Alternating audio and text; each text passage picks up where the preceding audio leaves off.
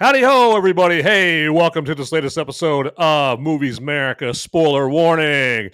And we are going to be talking about some Mission Impossible tonight, okay? So your mission, if you should choose to accept it, is one, to watch this show, but then two, share the link out to this episode to anybody that you suspect may be into Mission Impossible movies, okay? So, because for the first hour, we are going to be talking about all the earlier Mission Impossible movies, not the latest one, not the Final Reckoning.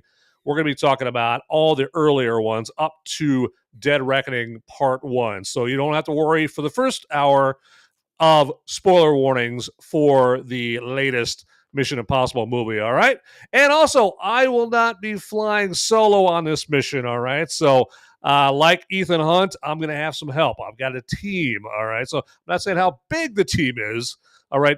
But I'm going to have a little assistance, all right? But before we get to that, first, this.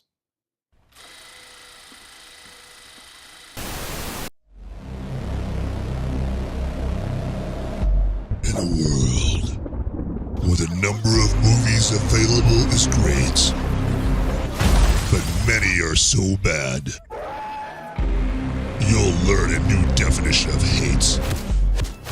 One man sifts and reviews through the movie sludge. One man will be the movie cop, jury, and judge. He goes by many names, but you know him by Movies Merica.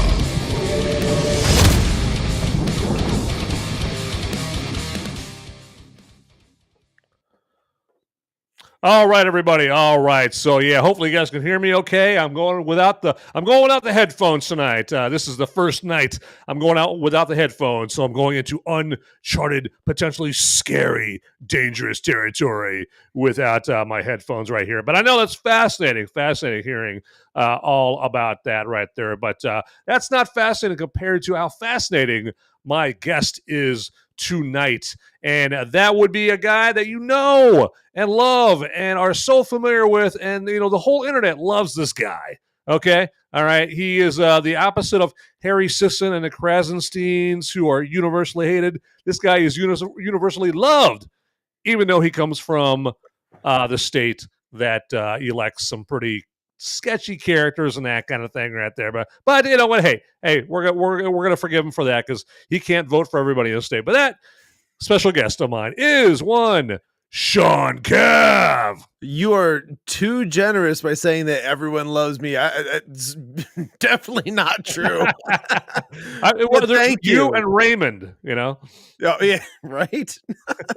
Yeah, in the great state of Pennsylvania, the Keystone State, you know? And the home of the city of brotherly love, which just seems to always be on fire. Right, exactly. Yeah, you can't tell whether a Philadelphia sports team has won or lost. The reaction it just means sports happened.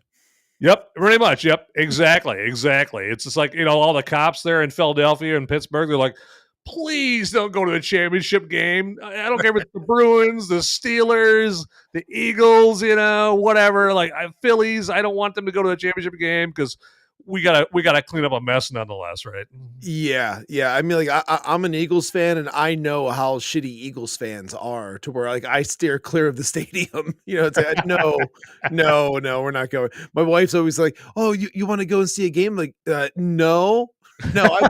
I've seen them. I've seen it. And I don't want to go back. Yeah. Right. Yeah. Exactly. Go to summer camp.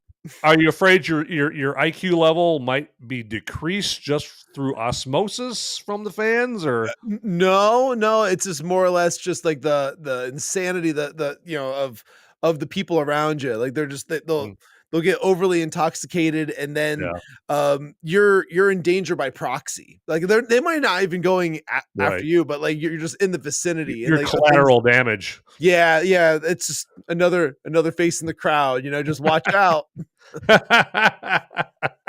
It's like when an Islamic terrorist like detonates an S-vest, like, well, I might have gotten some other Muslims, but they're in a better place now. They're collateral damage. You know, they had to die to go see Allah. You know, so you're collateral damage, but it was all for a good cause. So There you go. Yeah. Sure. So yeah, Sean, tell anybody here that maybe watch that doesn't know who you are. Like, I'm gonna go the Tim Pool route. Who Oh. are you?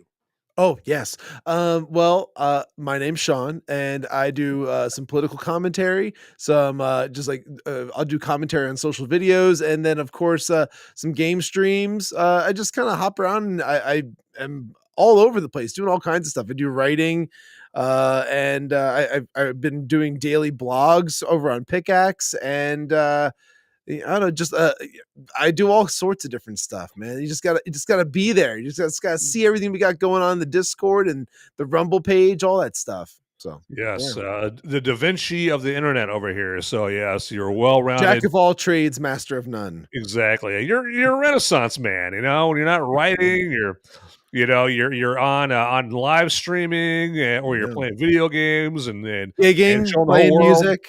Yeah. Yeah, you play bass guitar, right? Exactly. So, well, how are you supposed to say it? Are you supposed to say someone plays bass guitar or someone plays bass? I mean, what's the Either, cool way to either say it? way, I mean, like, you could just say they play bass. I mean, like, bass guitar is probably like more specific.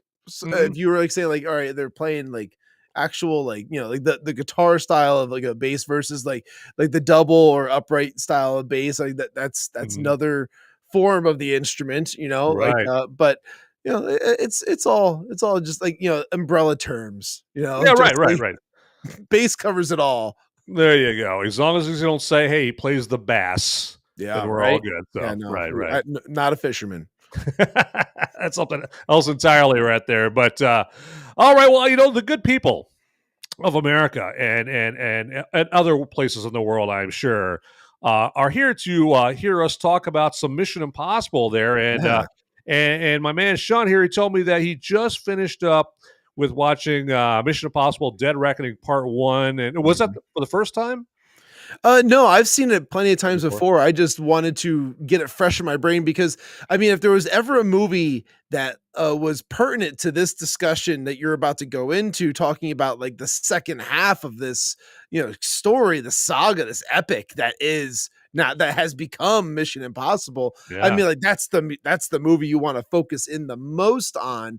I mean, of course, like the other ones, they all lead in with building the team. Like how Mhm. like Ethan kind of like found his way through MIs and like like just like the IMF force rather, and then like just Sure. building his new crew of people as he like just found them along the way. I don't know. Also, all of it has some relevance to where the story led to, but that's the one that really leads you into what's happening now. Yeah, yeah, you bet. So I wanted to do this. I wanted to just start with, with what makes sense. Start with the first movie. Mhm. Maybe you could share some thoughts of, from the first movie. I'm going to share some thoughts. I wrote some notes down about every installment except for the final one here.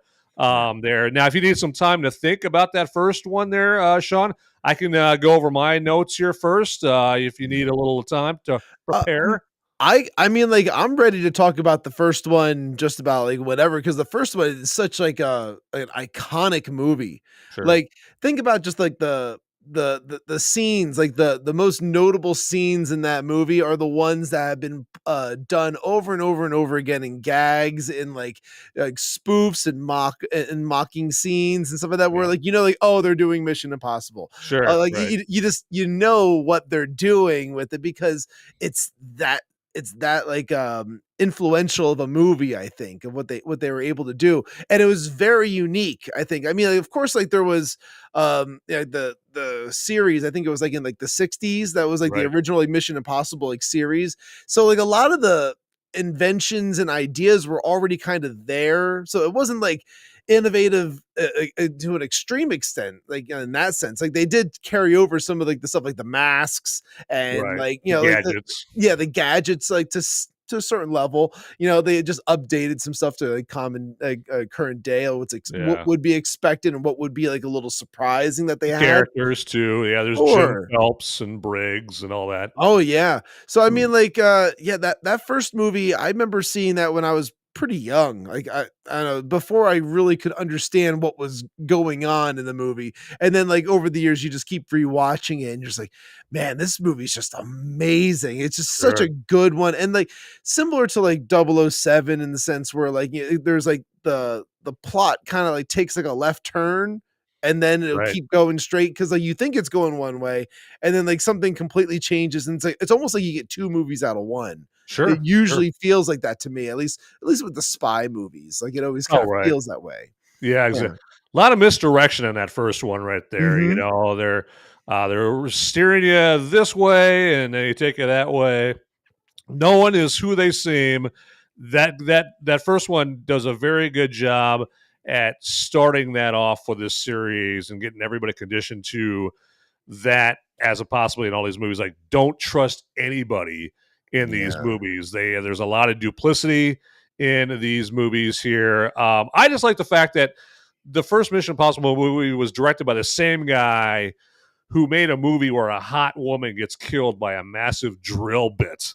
Okay, and that would be the movie Body Double that came out in Mhm. 1984. It's directed by Brian De Palma, and Brian De Palma, yeah, he's probably to normies, he's probably most famous for directing like The Untouchables with Kevin Mhm. Costner and Sean Connery. I'm trying to think of any other movies and then of course Mission Impossible.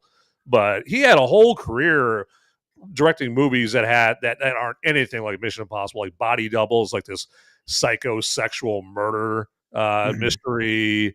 You've got what is it? The Dress to Kill Okay. with Michael Caine dressing up in drag, and there's like all kinds of weird psychosexual drama in that. And Carrie, remember the Stephen King adaptation, Carrie with Sissy Spacek getting pig blood dropped all over. None of Sure. those movies even even closely resemble to Mission Impossible, because Mission Impossible and then the Untouchables are kind of more mainstream kind of movies there where they operate and they present themselves a little bit more um, accessible to Mr. and Mrs. Normie, right? So Mhm. normies aren't watching Body Double, and normies aren't watching Dress to Kill there because they are pretty weird. I mean, I see those movies. I'm like, I kind of dig them, but I can see how Mr. Smith from Sheboygan, Wisconsin, would watch this movie like, what the fuck am I watching here? Like, Yeah, this is weird. well, you Uh, nailed it on the head with like the misdirection and like just like the not being able to trust anyone. In that first movie, it's like every single person that you thought Ethan could trust turned out that they were no, they were in it for themselves or they were lying because they were like a double agent or something. They're working for somebody else. yeah, Like, just like the whole fact that like his like mentor kind of boss guy right. like on his first team like was dead. Like like there was no reason to believe that the guy wasn't dead, you know? And then like next thing you know, like there he was.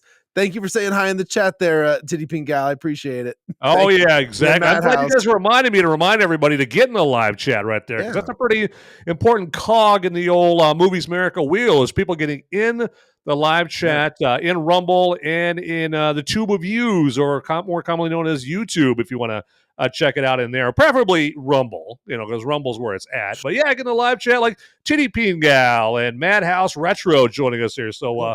and Beyond Beyond Formal, Formal's there in you here. go. Yep. Yeah, Beyond Absolutely. Formal's in here too. But like even when like and it seems like Ethan had to go like rogue quite often, and I think one of the most annoying parts in like any Mission Impossible movie is the fact that like like Ethan's part of a team trying to do good essentially. Like they're doing the missions that they're assigned to do by like it's part like the was it like part of the CIA, like it's like part of the US government essentially, Sure. but the US government's not allowed to help or really know about it. So therefore it's like you're on your own, guys, but we really need to get this done. But they're the ones that get the job done and they don't have the red tape of bureaucracy like around them. So it's like Right. here's like a bunch of stuff over here. We didn't look, we didn't see you take or Right. use any of this stuff. We just Right. forgot all about it. Here you Yep. go. You guys go. And like so to me, it's like it's cool, but then like when they see, and this is like the checks and the balances part of it, which is pretty neat. It's like, and this is what leads into all of the other Mission Impossibles as well. Sure. It's the hey, we don't agree with what the US government is doing either. Fuck you guys. We're going to go and we're going to do what we think is right, you know? Yeah. So like, yeah. So like that to me, like that was, yeah. In the Madhouse, yeah, it is the IMF. It's the Impossible Mission Force. Why? Yeah. Like, I mean, like it's kind of a lame name, to be honest, for like, Right. Yeah. I'm sure back in the 60s, they thought it was cool. So yeah, we're going to call it the Impossible Mission. What do we call the movie? Why not we call it Impossible Mission Force? No, Mission Impossible. I don't know, dude. Like a little on the nose. Right. Yeah, why not? Well, what would we call it today? Because Impossible Mission Force is a little corny.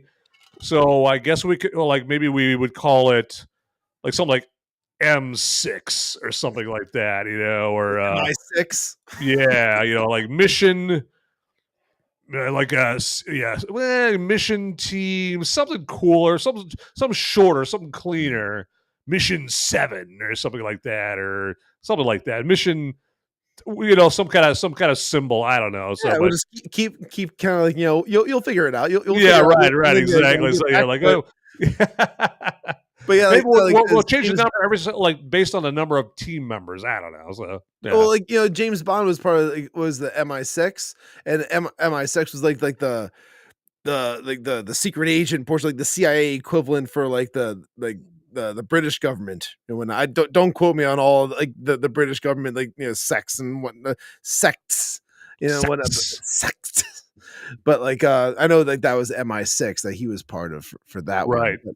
But, you know, so I guess this is like the equivalent, but like, you know, I think MI6 was a little bit more known about. Like the government knew what MI6 was in James Bond. Yeah. And you know, like, the MIF is something that like I don't think anybody really knows about except for like the super elite within the CIA, like a handful of people. Right, exactly. Yeah, it's kind of like, because there's other movies like that, like True Lies, where you know, Harry Tasker works for Omega Sector, you know, in True Lies, and it's revealed like any Tom, Dick, and Harry walking down the street doesn't know who the Omega Sector is, but it was part of the CIA. So yeah, it's very, very covert right there. Madhouse Restaurant says that they think it's a fine name. It's literally the Impossible Mission Force. They think no jobs no other agency could do. And yeah, I don't get that, like with the Overwatch and the oversight. Like, all right, you either ask us to do the impossible or don't, and let us do what we need to do to accomplish the impossible, or don't ask us to do the impossible and expect us to follow the rules. Like, if you're gonna ask us to do the impossible, you can't be like, oh yeah, you can do you can do whatever it takes to accomplish the impossible, but you have to follow this rule and that rule and that rule and that rule. Like, no, that ain't gonna work. You can't have both. Yeah. Well, it's like they say it's your mission should you choose to accept it. So it's like they have an option to not do it. Right. There is the option to not do it, but then you don't get the movie either. And right. Yeah. Well, I mean, when are we going to have the movie where at the very beginning they get the option, like, this mission, if you should choose to accept it, and then Ethan's like, I'm going to pass, and then all of a sudden end credits roll. Yeah, I have plans though.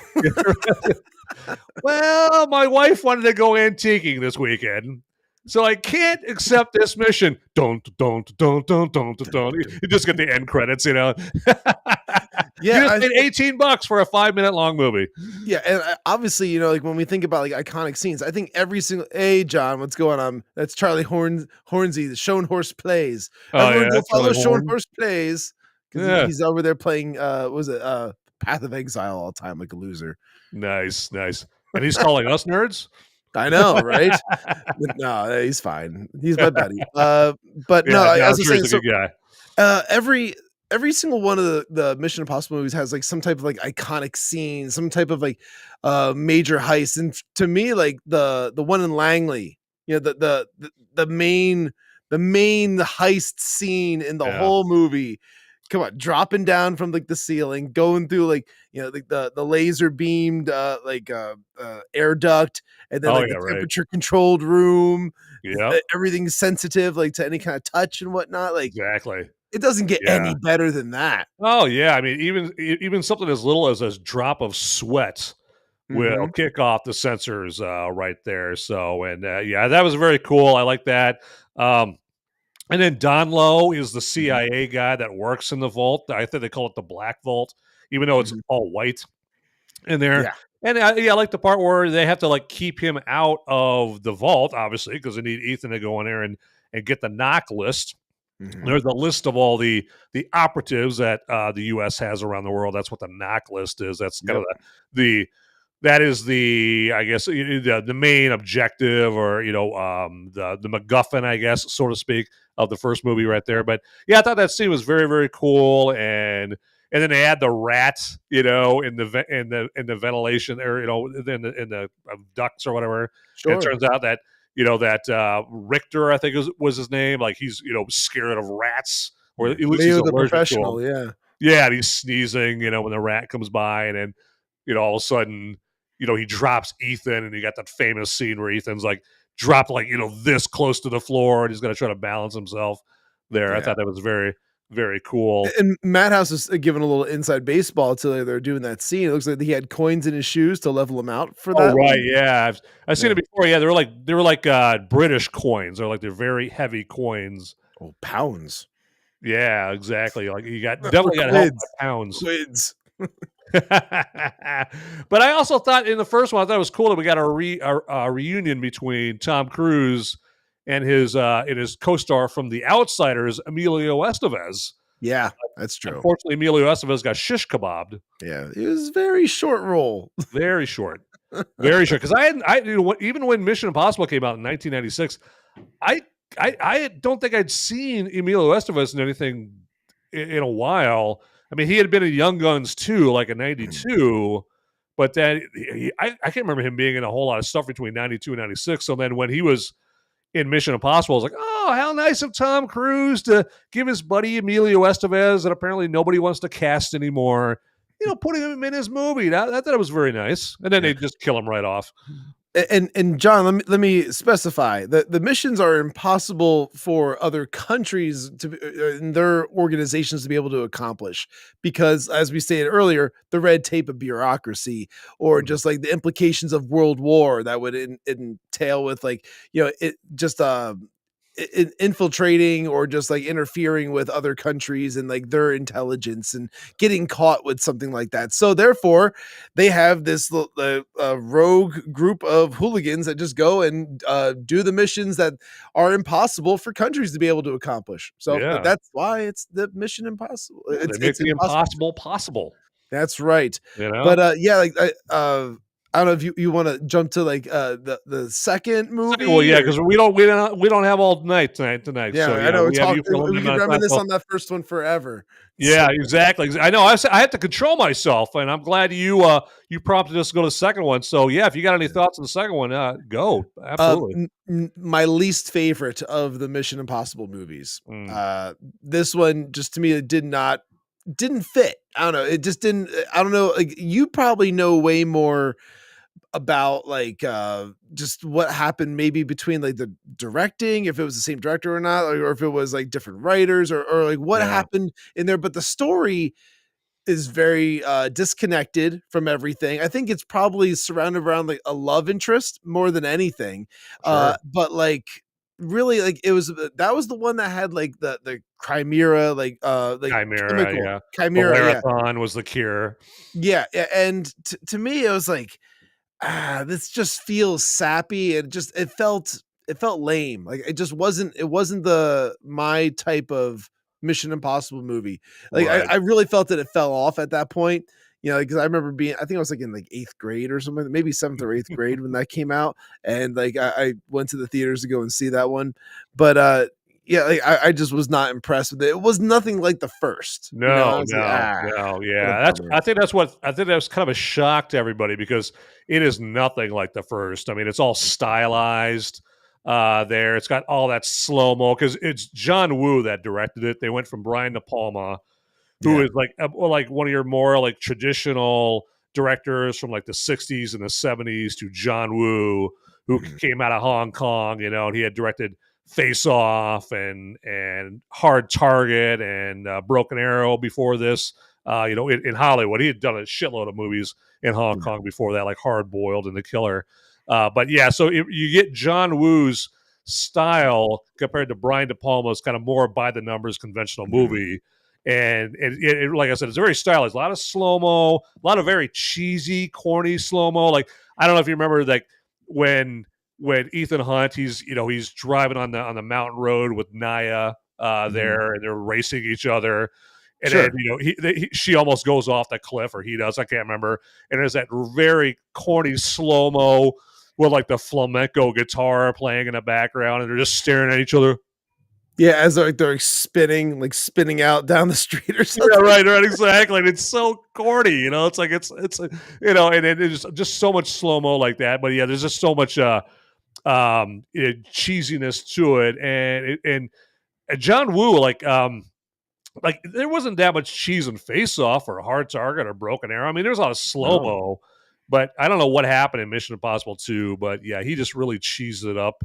I just think it didn't fit the mold of what people expected from a Mission Impossible, with only one other example out there. It just wasn't to the same caliber. It didn't it just wasn't as straight ahead as the first one was. And when I say straight ahead, the first one had a ton of like misdirection, like we talked about, like just kind of like surprises in there, like, which was awesome. It was exciting. It was cool. So like the second one didn't have that.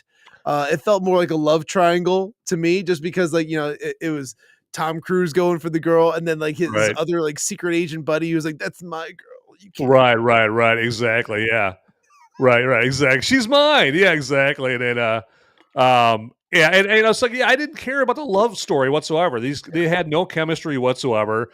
I'm here to see action. I want to see motorcycle chases. I want to see explosions. I want to see cool gunfights. And we do get that stuff, but then it just gets ruined by this stupid love story that I don't care about whatsoever. And there's a love story in a later Mission Impossible movie that we'll get to that I didn't mind, but this one just did not work for me. Yeah, it's ones that don't really add anything to the story. And it's like there's nothing really to get out of this besides the fact like, oh, he likes Goyles. Okay, got it. Like, and so like you get that, and also it's the same kind of thing that they did with the Daniel Craig ones, like with like Casino Royale, like the Vespa or whatever her name is. Yeah, it's like, why the fuck are we still talking about her all the way out in Spectre? Like, nobody gives a fuck. Yeah, exactly. Yeah, right. Who cares? Get over it. Right, exactly. What happened to the good old days? Girl in every fucking movie. He didn't get hung up on one. Yeah, there you go. Yeah, love him and leave him. Like that was more interesting than like him pining over Vespa over 5 movies. So like, who cares? So Ethan Hunt's supposed to be different. It's like, oh, my heart. Like, no, come on. No. He's a cold-blooded killer that like can speak like 9 or 10 different languages and knows like computers. He's super physically fit. He can drive and fly just about anything. Right, pretty much, yeah. But he's gonna get hung up on some like broad. Like, really? Right. No. Right. Come on. Right. Yeah. Have some romance in there, but like cut it down. Cut a bunch of it out of there. Because if I'm Ethan Hunt and I run into Tandy Newton, hell yeah, I'm gonna hit that. If eye candy is great for those movies. Love the eye candy, but do we need a full on love story? No, I don't think so. No. Yeah, exactly. I'm here for like duplicitous mask changing and chases and that kind of thing in this. And I think what also really made it seem different is, last time I checked, that first Mission Impossible movie didn't have any Fred Durst and Limp Bizkit in it. Okay, and so right when the movie starts, and all of a sudden and you get that Fred Durst and the rock, the rock oriented, kind of rap kind of sounding like the rap rock mashup. You're like, all right, this is not like that first, Mission Impossible movie whatsoever, and that's the thing. Like Tom Cruise wanted like Hans Zimmer. This is like the only movie that Hans Zimmer did a score for Mission Impossible movies. Yeah. And Hans Zimmer, he wanted like a rock rap kind of sounding soundtrack to it. And so they went through like a bunch of different, they went to like some of the biggest rappers of back then, like Nelly and some others that they wanted to do it, and they all passed like scheduling conflicts, that kind of thing. And in Limp Bizkit, they got Limp Bizkit, and Limp Bizkit started doing the Mission Impossible stuff before like Nookie had even become a hit. So this is before even before Limp Bizkit was like big. I don't Right know. I don't know about that, but like, because was it really before Nookie? Like Nookie was like, well, Nookie so when they 93, when they were 94. composing the music, it was before Nookie. But then by the time the movie came out, Nookie had come out, but they didn't know. So they didn't know that Limp Bizkit was going to have like this big hit on their hands when they did the composition for the music, which might have been like a year and a half before the movie came out. What's that? I'm trying to think. Like Nookie was like probably big in like 97 or 98. Now I'm thinking about it. It's like I think it was probably look it up. Yeah. Yeah, This article that I read that in, they might have been completely full of shit. Yeah, I don't know. Nookie. Yeah, what? Are you telling me the internet could be wrong? What? I don't know, but like that'd be interesting to me. Like which came out first? You know, it came out 99. 99. Was that Nookie or was that the Nookie?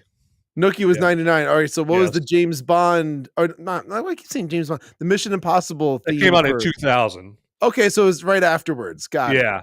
So I'm guessing that they were doing the composing for Mission Impossible like in 98, 99, something like that. And then right after they get done with the composition for the score, Limp Bizkit probably came out like 3 seconds later, or Nookie came out 3 seconds later and became a hit.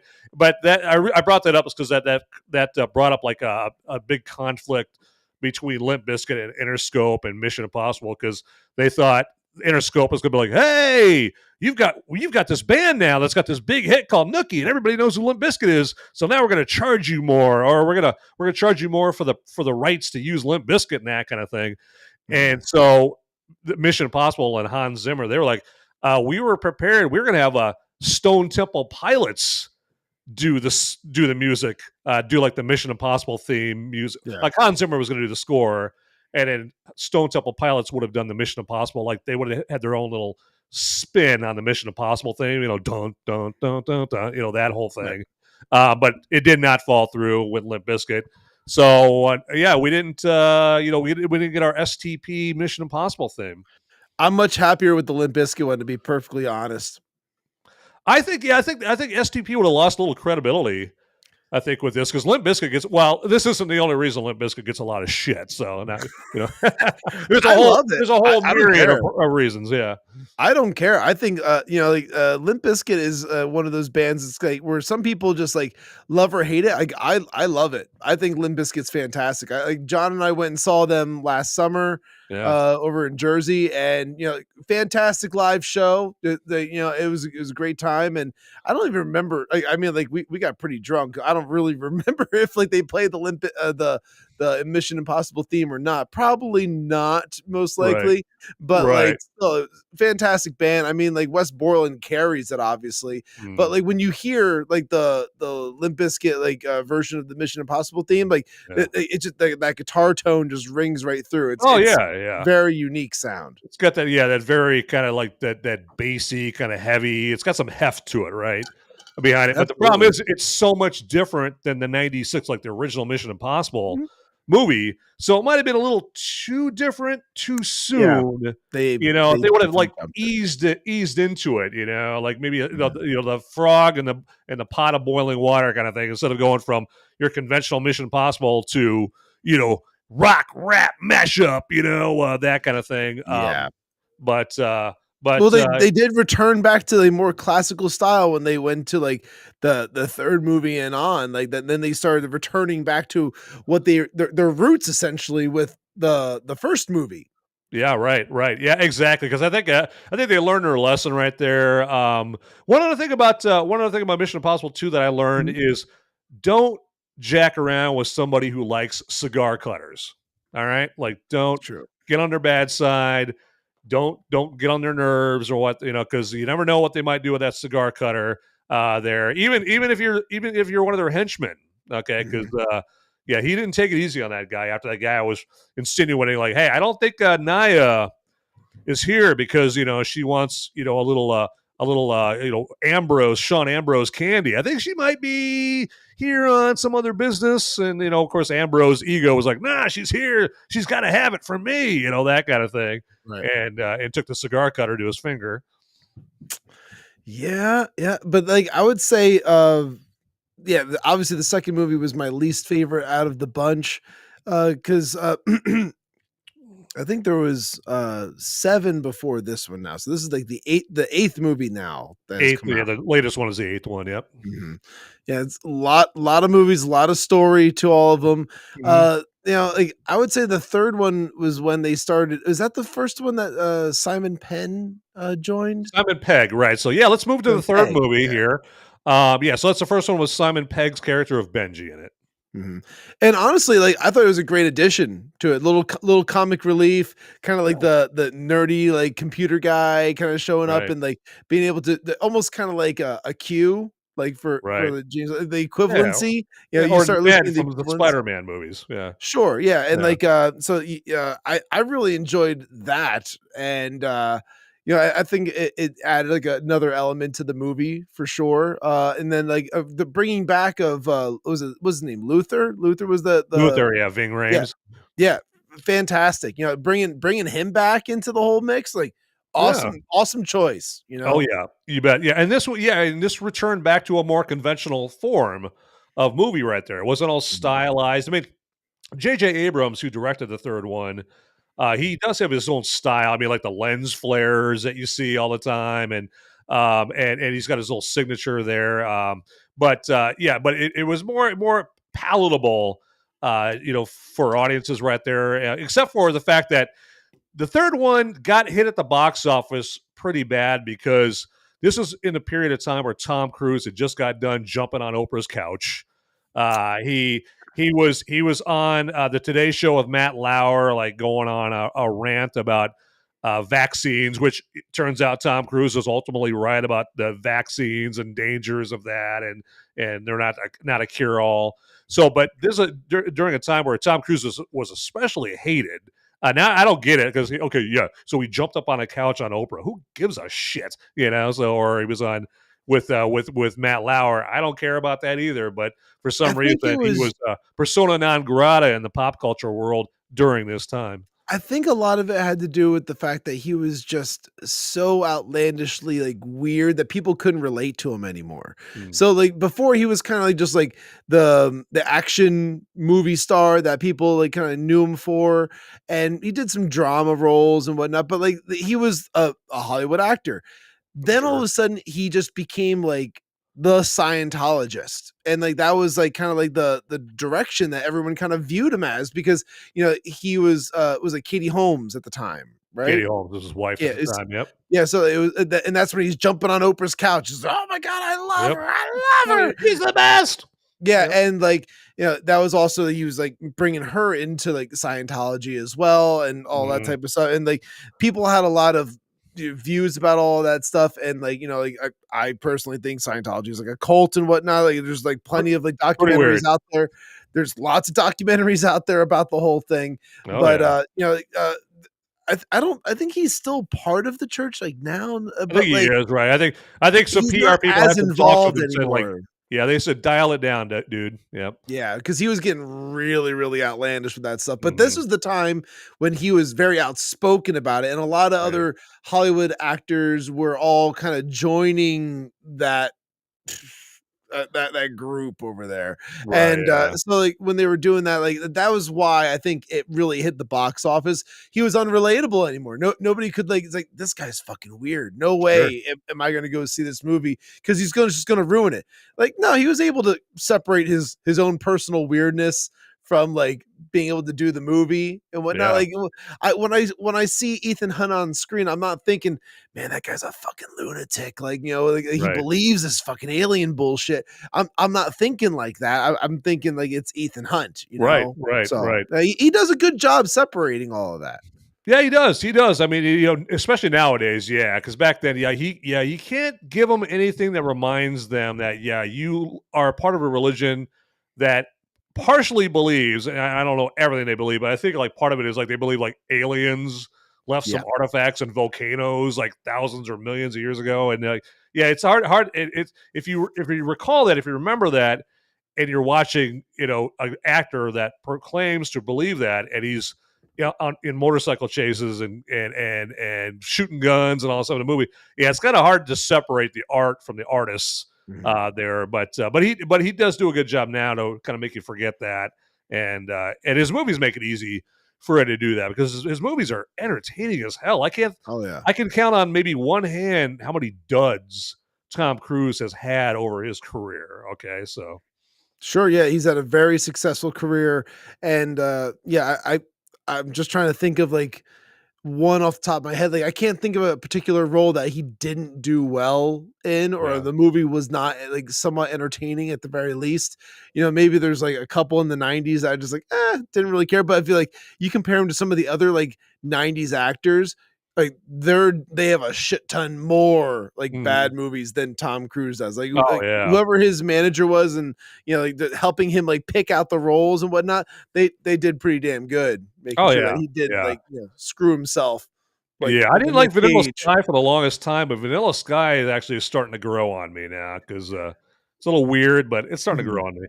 Yeah, like that was the one that had like kind of like the cultish type stuff going on in it. That wasn't like the sex parties one. That was Eyes Wide Shut.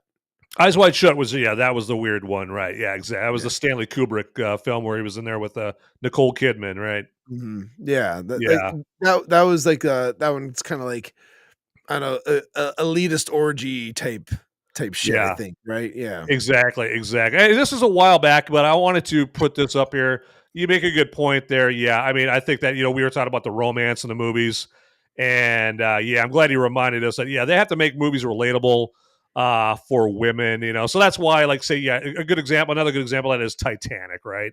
They could have made Titanic like just about a ship sinking and that was it, but then they have to like get the women to go there and check that out right there. So, but I think that but I think our point still stands there, Sean. I think like you could dial it down a little bit, right? You could chop some time off the romance stuff though. Yeah. All right. So like perfect example would be in some of the, I'm not exactly sure when she shows up, but like who's the other like female like secret agent that like Ethan Hunt ends up working with like later on, like he's working with her in like the Dead Reckoning and whatnot before, not Rebecca Grace. Ferguson, Faust. Yeah. So like with that one, like so you have like a female role in there, but it's still like action. It's still action, and it's building into it's part of the plot. It's part of the story. It's adding to something. It's not just kind of like a side story happening. Yeah, she's not just a damsel in distress. Yeah. Hey, Liberated Podcast. Thank you for the raid. Hey, welcome. Yeah. Big raid. Absolutely. Yeah, come on in.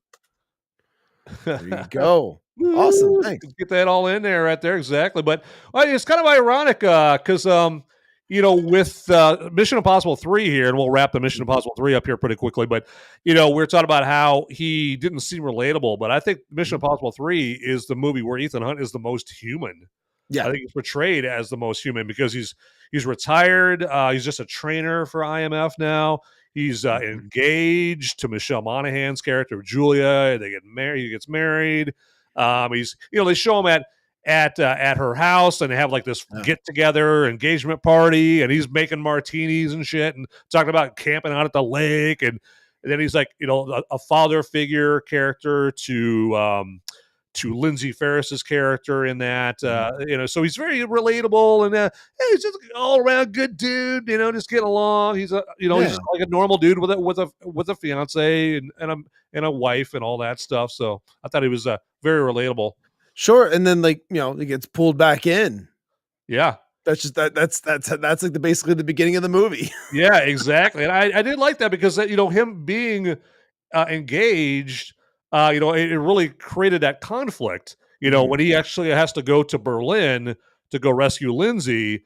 And, there's that very dramatic scene between him and Julia where he's like, yeah, I got to go, but I can't tell you where I'm going. I can't tell you what I'm doing, and she's all emotional. He's all emotional. And then I think he gets back from there and there's another emotional scene where he's just so glad to see her again. And he's out of the field, and he's got someone to return home to. That's the best part of his day, kind of thing. So Yeah.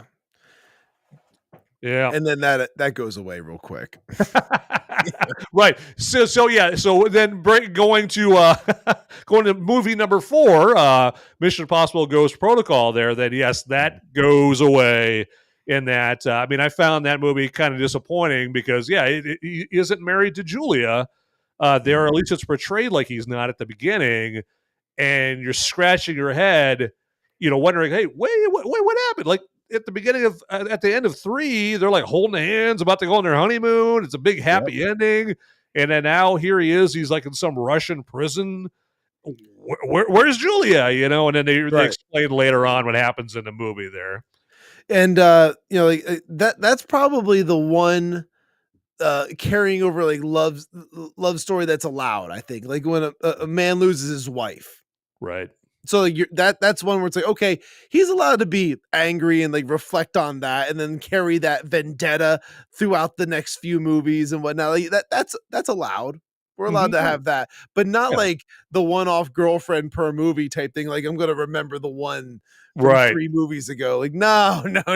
She wasn't anything important to you, but like a wife, yes. Yeah, exactly. Like, if you're going to have like a love interest in there, don't make it one per movie. If you're going to do that, do like James Bond did, where like, he's done with the mission and he basically just shags some hot secret agent on a boat that's shaped like an iceberg, kind of like in A View to Kill, and then you never see her again for the rest of the movie. Do that, or do like what we see in Mission Impossible 3, and then and in the ensuing movies, where she's his wife. It's a serious relationship. They really do a point of driving home how connected they are, and it makes the audience care about the wife and the husband dynamic. But if you can't pull it off, then it just gets ugly there. So, but that 4th one, that was the first movie where they got rid of the Roman numerals. All right, we had Mission Impossible 1, 2, 3,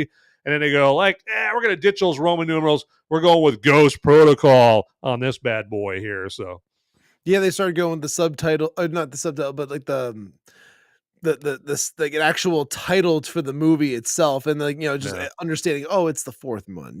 I don't know how I feel about that all the time though when it comes to like movie franchises. Personally, I'm not a big fan of it, just because then I have a hard time remembering the order of movies. There's certain ones that are like that, like just for example, like Pirates of the Caribbean. Okay, like they're not numbered. Okay, it's like a Curse of the Black Pearl. Then it's like Dead Men Tell No Tales, and then World's End or something. World's End. Like, so wait, which one goes next? Like, let me Google it first to see. Right, exactly. Man, so I'm not a big fan of that, but at least I know, like, so I have them like in my Apple TV library, and if I go watch them, it says like MI1, MI2, MI3. It says it gives the number next to it. So it's like, all right, the 4, 5, 6. I'm like, thank goodness for that. Otherwise, I want like a year. I want like in parentheses at the end of the title, a year. So I can look it up like, all right, that was 2006 and that one's 2004. So that one's going to be after that one. So you can start putting it together that way. I don't know. These common little things, I think like maybe like movie makers overlook. They think they're like, we're going to make this amazing. It's going to be standalone. It's a part of a series, but it's standalone. Right. Come on, man. It's its own diamond. Right. Exactly. Yeah, it stands out from the others, that kind of thing. But then, how do you feel about Star Wars? Then they started with all the Star Wars movies. They started putting, Episode 1, Episode 2, Episode 3. Where before it was just Star Wars, The Empire Strikes Back, Return of the Jedi, Phantom Menace, so on and so forth. But I think in that case they thought they were being helpful by going, well, we got all these. We got the originals, then we got the prequels, then we got the requels, and I think they're like, we better put the Roman numerals, man. So it's tough right there. So I hear you on that. But I would say like in the original trilogy, you know, the opening thing is like when you're reading things, this is oh yeah, episode it does say 4. right exactly. It Says says episode and all those. opens up on episode 4. So Yep. like you know that this is the 4th in a story of what's going on, even though it's the first movie to come out, you know, Mhm. and then like 5, 6, 1, 2, 3. And then after that, Disney just kind of ran with the idea. It's like, well, I mean, they're all episodes, just go like episode 7, Right. right? Right, guys? Yeah. Like, yeah, Yeah. that works for me. It's a That's working why title. I'm conflicted because I'm like I want to refer to him the way I referred to him back in the day, but then I also appreciate the numerical help. You know, I Yeah. appreciate them helping me out know which one's first. You know, and all that. So the ones I really hate, though, I hate the Indiana Jones ones. I hate how they call it Yeah. Indiana Jones and the Raiders of the Lost Ark. Now, no. It's just Raiders of the Lost Ark. So Yeah. but Yeah, and then same with Temple of Doom, all that stuff. Yeah, like that yeah, was what the way I knew it as a kid for yeah, sure. It was just exactly. but like, you know, and then like, you know, Indiana Jones, like it just became like a thing. Like just they started just like labeling everything like that. So, hey, Mhm. what are you gonna do? What are you gonna do right there? So, but Yeah. but real quick with Ghost Protocol, we now you Mhm. were mentioning Benji before. Well, now Yep. Benji's in the field out there. He's Yes. not just sitting. You know, he's not just the man behind a computer now. He's out in the field there, which takes you know Ethan Hunt by surprise because you know towards the beginning Ethan Hunt gets in the van and he's looking over there. Benji, what are you doing here? You know, so he learns like, oh, hey, Benji's in the field. So Yeah. Yeah, and like the team, it's just like it's a I don't know. I think it's like the same team that kind of carries over for the next few movies and whatnot. But they have like a yeah, couple of changing characters here and there. It's usually like the yeah. female role. To be honest, sorry, ladies, it's the female role tends to change. You know, but yeah, that, I don't know about that one in that movie necessarily. But like for the later ones, yes.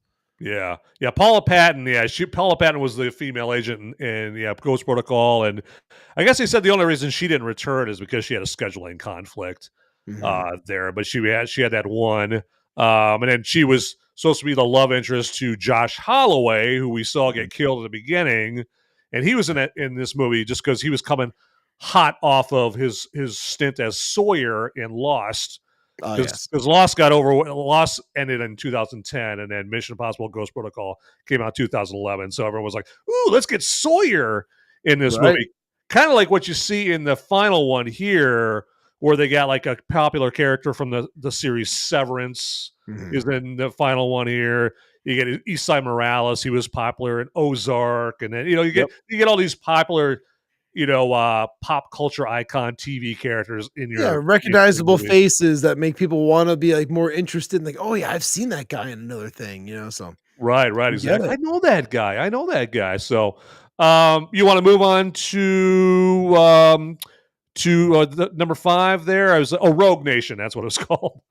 Yeah, actually, to be honest, I think we should jump right to, the Dead Reckoning, because, like, the part 1, because like, honestly, this way, like, you can get right into it. Because yeah, there's, like, little stories and, like, all and, like, the was it in 5 and 6 that, you know, like, slowly build it, like, for, like, was it Jeremy Renner? Like, you know, Jeremy Renner being in, like, I think it was which one was that? Was that Ghost He Protocol? started out. He came in Ghost Protocol. So Right, yeah, but yeah. they didn't they did they kill him off? I can't remember if they killed him off or if I it don't was think they've ever explained why he just up and disappeared. Because he was in Ghost Protocol and Rogue Nation. yeah. And then he just never came around after he was not in Fallout Yeah, or they probably Dead just Reckoning wrote Part him One. off because I mean, like, I don't know if that was around the time of doing, was it, the Mayor of Kingstown or when he went to go do that, or if it was, like, you know, when he had his accident or anything like that, because I know that they had to stop Mayor of Kingstown, when he, had his, like, snowmobile accident or whatever it was. It wasn't even a snowmobile, it was like a Snowplow. Yeah. a massive snowplow that just ran over him and near, like, you know, Pretty probably much. it almost killed him, you know, crazy. Right. Right. Yeah. Because I'm looking here, and let me do this here real quick. So yeah, let's take a look at Live research. Pull that up for me, live Jamie. live research. Check this out here, and we got to see here. William Brandt. Check this out, and let's go over here and present that. So we got William. Okay, so we got William Brandt. And let's see, allies and enemy confronting the syndicate. So I'm looking for anything in here as far as like a death or he Well, retired. look at IMF service. Yeah, let's see here. It's pretty top. Yeah, up at the top there was a thing. IMF service. Oh, right here. Let's do it. Oh, okay, it takes us right here. Okay, protection detail. So this part we know. This is when he was protecting Julia, Yep. preventing nuclear war. This is Ghost Protocol right here. Burj Khalifa. So we need to keep going down. Mission goes awry. Reveals his past as an agent. Okay, Wistrom. Okay, so that's that. Confronting the syndicates. Okay, and okay, here it is. Yeah, he would retire from the team. Brant would retire from the team. Okay. So he's just living out his days on some beach somewhere. Good for you, dude. Right. Exactly. So there we go. Question answered or answered question. There we go. Yeah. Yeah. So you got it. Yeah, they should have just like said something about like hey, since Brant's retirement, we are bringing you guys. Like just put a little blurb in there in the movie or something like that about that. But yeah, so I know time is short for you here on the show. So yeah, let's get into Dead Reckoning Part 1. Got any quick thoughts? I mean, like, I thought that this one kind of checked so many of the boxes of like action and like just kind of current events almost in a sense too, or like with a lot of the AI, because now we're talking about like the entity which is like this AI program algorithm that is neither existing nor like it's not living or it's dead. It's not here or anywhere. It's just it's everywhere. Yeah. Like I think when they were trying to explain it, like in like the CIA when they were having like their like secret meeting about it, they were saying like, oh well, like it's an enemy that like has no pulse, it has no center, and doesn't sleep, doesn't eat, doesn't anything. Like Right. you can't predict it because like it's running all these different outcomes constantly and planning for all of your choices. So like it's quite a thing. And like when we think about AI, I've listened to a bunch of podcasts now about like talk about like the dangers of AI and this and that and whatnot.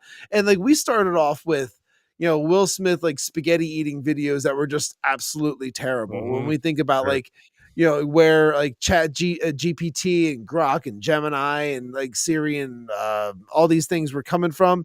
So like to now when you see a video from like any one of these things, it's like, oh my god, like is this like real? Like they're imitating streamers, and like there would be no doubt in your mind that would be like a real person doing or saying these things. So it fools the brain, it fools the mind, and like you're just like, oh my god, like this is crazy. So to think that like you have one that is now like of a militant mind and is trying to essentially control the globe, like, and like I guess maybe try to also enslave humanity, like in the same return, and all these governments, they think that they can control it with like, the key, like the key is like, is everything for them to be able to just like, oh, we can control this entity and like have it do our bidding and whatnot. It's like, I don't think so. I still, and like, I think that's the whole point of Ethan Hunt too. Like where again, you have the U.S. government telling them, go and get this for us. And like, I don't think you should have it either. I don't think anybody deserves this kind of power. Yeah. I mean, he even says like, there's no one man you would want to have that power in their hand there. So, and did these guys not watch any of the Terminator movies? Come on. I mean, right? He quickly turn into Skynet. And that's what I always think about. I always think Skynet, because like if you what was it, Genesis? I think it was, where like they were trying to prevent doomsday. There's no preventing doomsday. It's gonna happen, no matter what. I think it was Genesis, for me it was one of the, but like still nonetheless, it was the whole point of like you had to get like the was it the kid, you had to get him to like the bunker, like maybe it was like the third movie or something like that, I'm not sure, but still nonetheless, it was the whole point was like there was no avoiding doomsday because Skynet was going to take over. Oh yeah, Terminator 3, right? It was a pretty bad one, but still, like, the concept of it being inevitable was Right. good. Right. Yeah. Exactly. Right there. Now, I have to admit, I have to work a little bit to have the entity work for me as a villain because Mhm. it's not a flesh and blood villain, except for Gabriel. Right? Gabriel is like its human face, I suppose, because Yeah, kind of a Gabriel is like puppet, a meat a puppet. sycophant of it. But outside of that, to me, the entity just looks like a screensaver, right? I mean, it's like it just Yeah. shows on a TV screen. It looks like a screensaver, and then and then you've got Gabriel selling us on how dangerous it is, and then Well, it's gonna get here's the thing. everybody. So The way I view it is like this. So, like, yeah, like the entity can like infiltrate bank accounts. It can go into like computers and like take all like the information. It's constantly learning. It's getting all this like secret information from government computers, and it can shut down satellites and all this stuff. sure, But it can't do anything physical. So like, right, when like the way they were able to avoid having the interference with the comms and whatnot was to go everything analog. right, So like there was a workaround, there was absolutely a workaround to beat this thing because it's not a physical manifestation. sure, So therefore the entity needs meat puppets to go out there and do its bidding. Like, hey, put the right, bombs along like the bridge here for when this train's about to go off the edge, and stuff sure, like that. Like, the AI can't do that, but like the humans that like think that the AI is we want to be on the good side of the AI when it takes over. It's like, yeah, sure. we'll plant the bombs for you. That Yeah, type of a deal. exactly. Yeah, everybody loves a winner, and if you think that this is going to be the eventual winner, if you think like this AI is something that's so large and is unstoppable, and you know that everything is pretty much everything has an IP address nowadays, Yeah. then yeah, you're going to be like, hey, this thing is too big. I want to join this cult here, and it does kind of remind me of like the climate change cult, or like Mhm. the radical Islamist kind of cult, where you just get all these people, just being indoctrinated, being Mhm. radicalized, and so I think the entity is the same way. It radicalized everybody through misinformation, disinformation. Like you were talking about the realistic AI videos Sure. there, because they just came out, with that VO3 AI Yeah. there, and that stuff looks realistic there. So you have, something like the entity that could put videos out there with a celebrity or someone important there, and Mhm. put a message out there. And as you know, Sean, you've been on the internet plenty long enough to know, like, humans aren't the smartest. I mean, yeah, obviously, not all humans are the smartest, right? Right. There's a lot of very, plenty of humans that are more than willing to be led around and drop to their knees and all that stuff right there. Mhm. And so yeah, but for me, I had to think about that stuff in order to see the entity as a formidable foe. It's not like the xenomorph in the Alien movies or Mhm. Predator or something. It's Well, not something think about it like physical. this even too. It's like, all right, if something was to go and essentially wipe out your bank account, like they did a Kanye on you and they just debanked you, like instantaneously. Canadian You know, truckers or something. Yeah, yeah, yeah, they just, like, shut down your money, and it's all because, like, an AI decided it was going to, like, "Hey, you're a threat to me. I'm gonna prevent you from being able to, do the things that you wanna be able to do," so it wipes out your money. Oh, and then guess what? Now it also, made you like, a fugitive, like, it like, created, like, now you're an enemy of the state and whatnot, sure, and right, not yeah, just, like, a petty, theft or any kinda, like, small time criminal, like, it's gonna make you, like a national threat, like yeah. something Now like you're on along those lines. Interpol's top 10 wanted list or something. Yeah. Yeah, So like a program that's able to do something along those lines, like yeah, absolutely, that's something to be feared and whatnot. And like that's something as also has like codes to nuclear weapons and launch like those types of launch codes where it's like now you're looking at something where like so many movies have done it in the past with like the threat of nuclear war. I mean, like James Bond, of course, always comes to mind with that type of a thing. But like, like, something where it's like an AI could just be like, well, there's a lot of war over here, and like they're talking about trying to attack these people. I'm just going to wipe them out because I see more benefit to keeping this than that because it's very cold and like methodical and just like analytical of like what it's doing. So it's going to choose what's in the best interest of, you know, the outcome that it wants. Sure, exactly. So, And that's the thing you see as a recurring theme in that Dead Reckoning Part 1 is they're always trying to anticipate what would the entity want us to do. And now we need to do the opposite there. You know, like he wants you to kill Gabriel, but you can't kill Gabriel because we need to throw off the entity, and we need to stay one step ahead. Instead of us chasing the entity, we need to be one step ahead of it.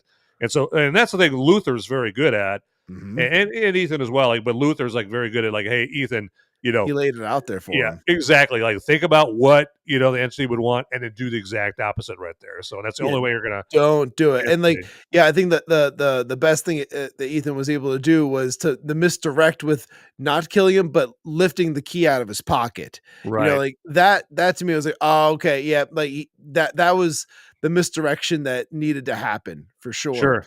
And it was also like, a good moment as well where like the other they're not IMF agents, but they're like CIA like operatives that were hunting Ethan and his team and whatnot. And you know, those two, like that, you know, the one younger guy, he's kind of like realizing, hey, you know, I wonder if like Ethan's kind of like, you know, thinking the same way we are when it comes to this, you know, like or is he actually like just doing this because you know he's looking out for the greater good, or is he doing this for himself?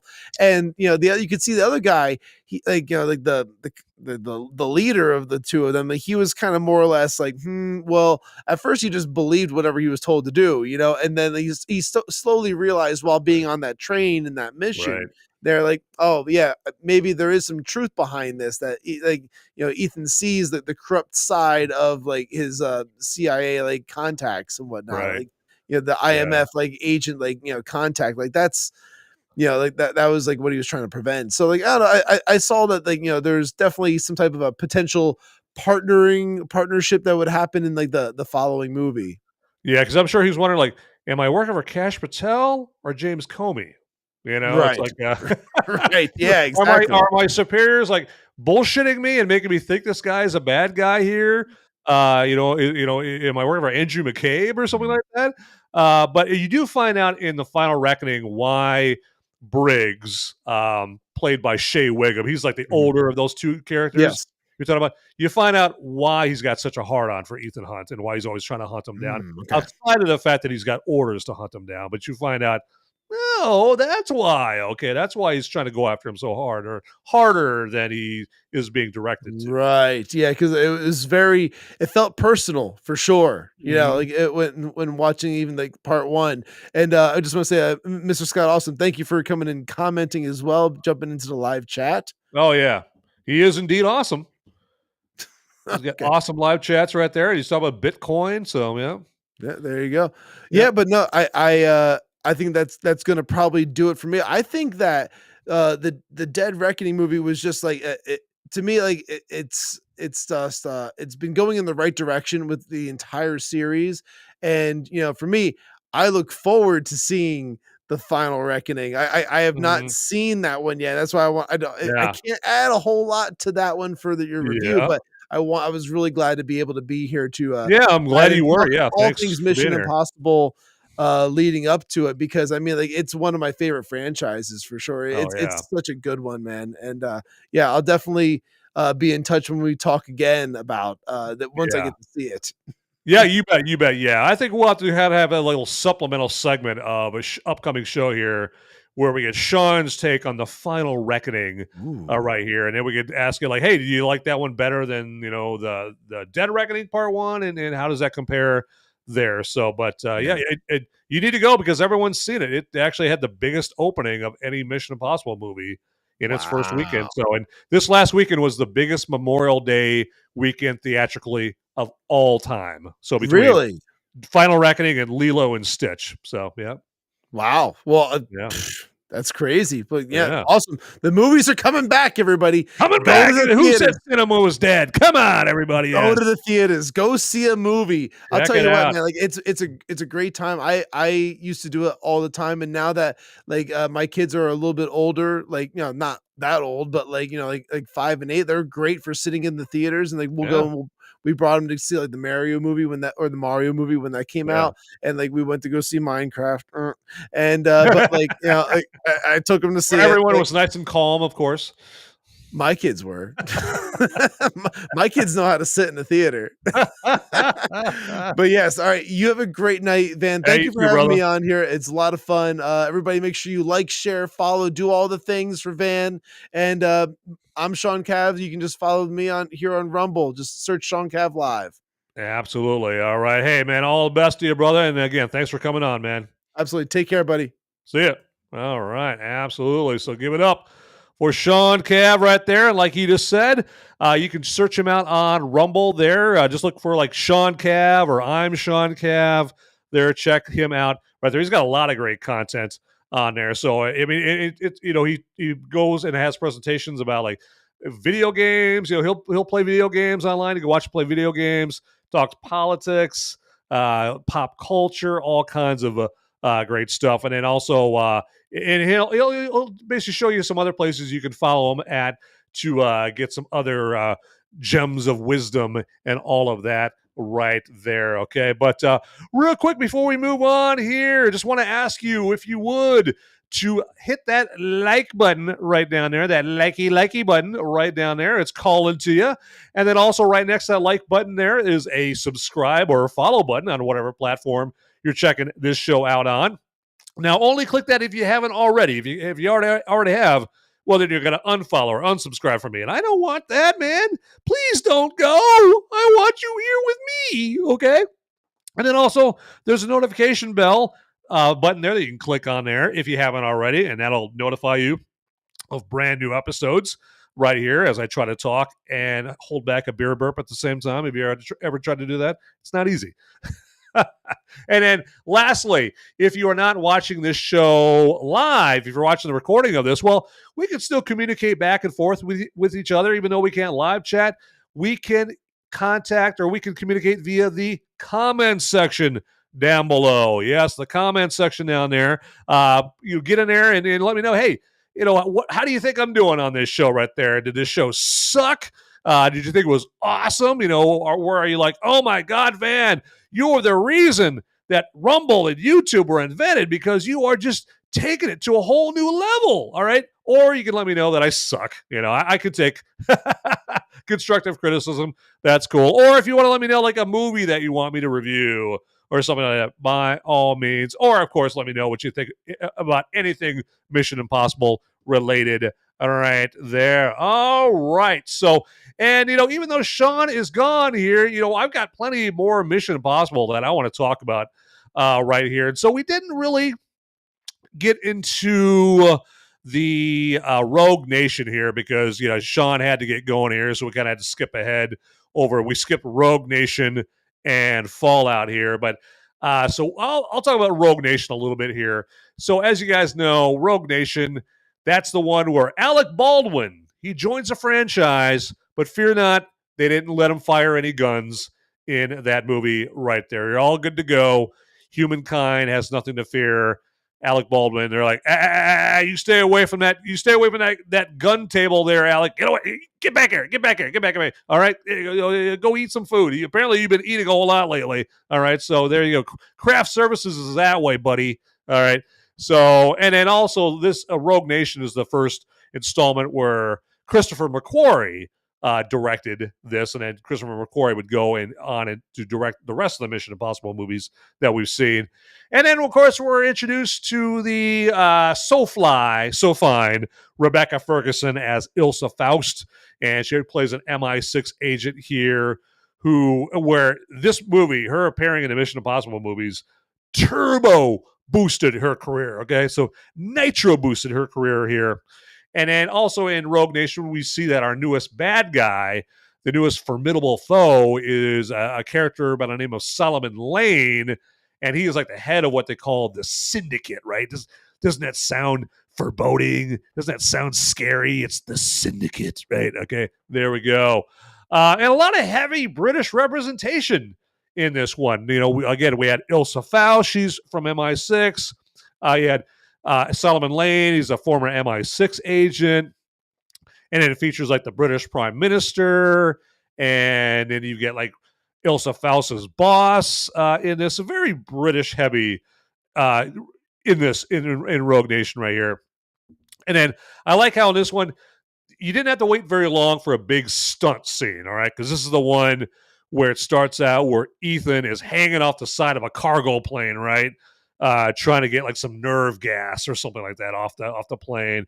And then you have the other big stunt set pieces where he's got to swim underwater. He's got to drop, into the water, the cooling tanks, or the underwater vaults there, and switch the cards or something like that. Excuse me. And then another big set piece is the absolutely very cool motorcycle chase later on in the movie, which I think rivals the motorcycle chase that we saw in The Matrix Reloaded, because that one had a pretty good. It wasn't just a motorcycle chase because Trinity was on it, but there was a motorcycle involved in that chase. But the motorcycle chase in Mission Impossible Rogue Nation was tip top. All right, very very cool in that. So it high speed and they looked like they did it all practically or mostly practically with that. That was very very cool in that. But Rogue Nation, a good start out of the gate for Christopher McQuarrie directing a Mission Impossible movie. And then we'll jump to what I will say personally is my personal favorite of all the Mission Impossible movies. That would be Mission Impossible Fallout. Okay, this one came out in 2018. And this is the one where Ethan Hunt meets Superman. Okay, we get Henry Cavill joining the cast of this one here. And then, if you were missing Ethan Hunt's estranged wife, Julia, well, this one features Michelle Monaghan's Julia character, who is now, unfortunately, Ethan's ex-wife, okay, right here. But you do get to see Julia in the story quite a bit. And I will say it's weird though, because she's in the movie, but it's weird to see her married to the weird guy from American Beauty in this movie here. So she's married to him. And then on top of that, Ethan went, in the scene where he realizes, oh my God, I'm at this medical camp and my ex-wife Julia is working here as a nurse. And oh yeah, there's that guy that she ended up marrying because we had to get a divorce. And so it's just weird, Ethan Hunt going up to them as a couple and then Ethan having to act like, oh, I'm so glad, dude, you get to ball my ex-wife who I had to give up in order to keep her out of danger. And yet here we are. She ends up being in danger, okay, already in Fallout. So I should have just stayed with her, okay? But it's too late for that. I had to divorce her. Now you get to, hook up with her. You're all married to her. And so he's got to, they portray him like as he's genuinely happy for her and that kind of thing. And a good dude like Ethan Hunt probably is genuinely happy. He's not a jerk like I am. But I would think that it's kind of weird. Like, they didn't get divorced because they fell out of love. They got divorced because he had to stay away from her, right, to keep her safe. And then here she is in Fallout, far from being safe. And so he's going to be like, wait, I gave her up. I gave up our marriage to keep her safe. And here she is. She's in danger. Like, what the hell? But anyway, enough about that. I've belabored that point enough. But then we also meet the character of the White Widow, played by Vanessa Kirby, who is going to be in the upcoming Fantastic Four movie here. But we see Vanessa Kirby's White Widow character, and her character ties all the way back to the first Mission Impossible movie, because in the first Mission Impossible movie back in '96, remember that there was the character of Max that was trying to buy the knock list, right? That Ethan Hunt and Luther and company, they were breaking into the CIA headquarters in Langley to get the knock list. and she was trying to buy the necklace, or she was brokering it or something like that. But yeah, there was that character of Max played by the late great Vanessa Redgrave. And so in these later Mission Impossible movies, White Widow, or the White Widow, is Max's daughter. Okay. And then we see that the White Widow has a brother, and so it's Max's daughter and son here. So I think it's just kind of cool how it all just kind of ties together. Pardon me, from the very first Mission Impossible movie right there. So, and then also I think it was kind of cool where we did get to see a preview of the aerial camera setup that we would see later on in Top Gun Maverick. Because remember, in Top Gun Maverick, the filmmakers of Top Gun Maverick, they put all those cameras in the F-18s, and so they gave us all the great footage of Tom Cruise and Miles Teller and all the rest of the cast there, in the planes. And so they were really in the planes. We got to see all that cool fighter jet footage for Top Gun Maverick. Well, we saw a sneak preview of that in Mission Impossible Fallout with that very, very cool helicopter chase at the end of the movie right there, where they had the in-helicopter camera, and you can see the great shots of the terrain as they're flying and all that. So very, very cool. So Fallout was good for a preview of that. And then also the score for Mission Impossible Fallout. It is my second favorite movie score to a Mission Impossible movie. It's got Lauren Balfe doing the score, and I thought it was very cool. It's a very, very cool musical score to it right there. My favorite Mission Impossible score is the one from Hans Zimmer for Mission Impossible 2. It's one of the few good things about Mission Impossible 2, which is pretty much universally everyone's least favorite Mission Impossible movie. Okay, so now I don't know how people are going to feel after they see The Final Reckoning, and I could say that now because Sean's not here. I don't want to influence his opinion, but I don't know. The Final Reckoning, and right now it's kind of a toss-up between The Final Reckoning and Mission Impossible 2 for me right now. Okay, so Mission Impossible 2, right now, it's still got the slight lead for my least favorite, but ask me again in 15 minutes, it could completely change right there. You just never know. You never know right there. So, but we already went into Mission Impossible Dead Reckoning Part 1, so I will not belabor that there, except for I will add this, though. I mean, it is kind of cool in Dead Reckoning Part 1 how we get Agent Peggy Carter from the MCU. Apparently, she switched jobs from S.H.I.E.L.D.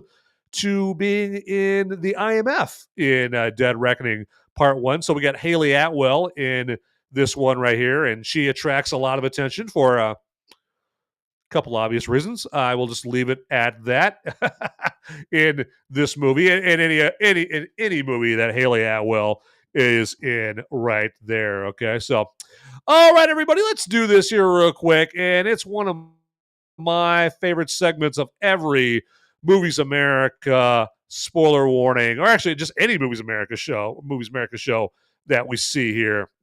And it's a segment that I literally get to drink in as I go over brew that I want to review here and all of that right there.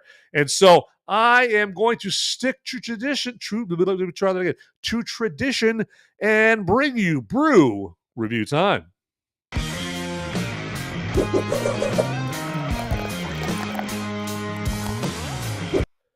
All right, so let's do this here, and I am going to show you the brew for today, and that is a little amber. So let's check that out. Yeah, amber. There you go, amber. All right, so like the song from 311, okay, from Alaskan Brewing Company, and I'll give you 5 guesses as far as where this is brewed, but you're probably only going to need one, okay? And this is an alt-style malt, or alt-style ale, I should say. And they call it alt because alt is the German word for old, and it refers to the aging process that alt ales go through. So alt ales, the fermentation process takes a little longer, Okay, it ages more slowly, and so that's why they use the German word for old when it comes to these kind of ales. They call it alt ales there. And this particular alt ale is made from a combination of European and Pacific Northwest hops to it. And to that point, the IBU rating on this is 18. Okay, IBU stands for International Bitterness Units. For any civilians out there that don't know what IBU stands for, and it's got a nice low alcohol by volume score of 5.3. So yeah, you're gonna have to drink a whole lot of these Alaskan Brewing Company ales to have anything hit you. Okay, to even get even a slight buzz. Okay, right here, but.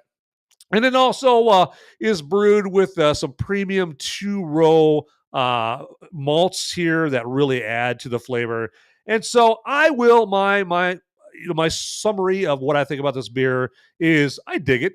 I dig it. It's not bad. It's not the worst, or it's not the best. It's not the worst, but I would recommend this Alaskan amber ale here. And so I think this is not exactly the most ubiquitous, but or it's also not the most obscure beer that I reviewed right here. But I would pick some up here. So again, there's the can right there to get a good looky look right there, Alaskan amber. But enough of me talking about it. Let me take a little tug off this bad boy.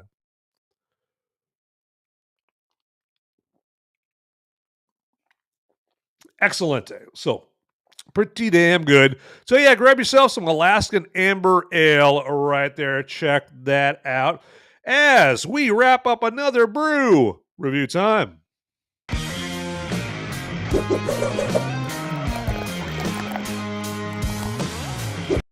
All right. So yeah, that's like a good bass boat beer right there. So we just out there just casting a line off your old bass boat. You want to get refreshed? By all means, you could definitely do that. And yeah, you see the sunlight splashing on my face right now. Yeah, it's gonna do that until I get my my blackout curtains up here and whatnot in my new setup that I've got going right here. So it's kind of like my little cue to wrap things up. Okay, like come on, the sun it's shining in your face. It's time to wrap things up. Glad I got this hat on here today to block that out. But let me do this here real quick here because I would be remiss if I didn't let you guys know about all the great merch that we have available. And as you see down there at the bottom right, one of the pieces of Movies Merica merch you can get is a Movies Merica t-shirt. But we have much more than just t-shirts for Movies Merica. You can get like a Movies Merica cell phone case or a flask or a pint glass. All kinds of fantastic stuff. And we make it very easy for you to get it by putting the merch link in the description down below. Okay. There's all kinds of goodies down below. I mean, in the description there. Okay. So, and yeah, click on that merch link there. Grab what you want, put it in the cart, and then put in promo code MOVIES. Okay. I know it says whiskey there. That's wrong. Put in promo code MOVIES. And you're going to get free shipping and all that great merch coming your way. So check that out right there, ladies and gentlemen, boys and girls. All right. And so I just want to have a few final thoughts on Final Reckoning. Okay. If you want my more in-depth thoughts on Final Reckoning, check out my Movies Merica Live episode that's out there from Sunday. That's when I did my spoiler-free review for Final Reckoning, and I go into much more detail with that. But to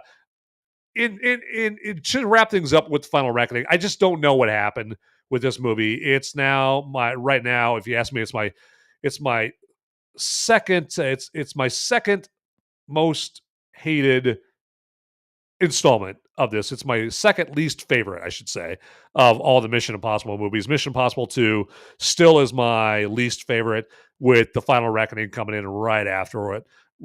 And there's no way that should be the case. This franchise, if this is indeed the last one, should have been wrapped up on a much better note than this one right here. Okay, I mean, they could have gone out in style in the grand finale here, but I don't know what happened.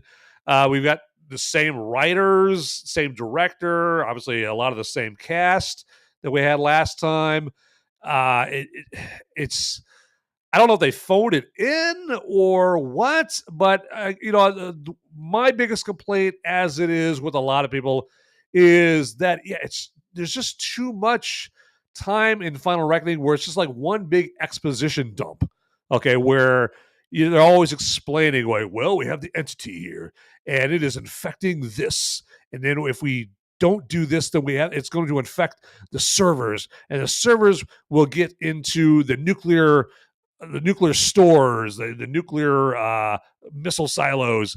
But if only we cut it off at this server, if we go there and we make sure that this green light is lit up before we cut the red wire, then we could trap the entity. Like this, all this exposition, everybody explaining all kinds of stuff here, there, and they're just forgetting the old adage, like, show, don't tell. Okay.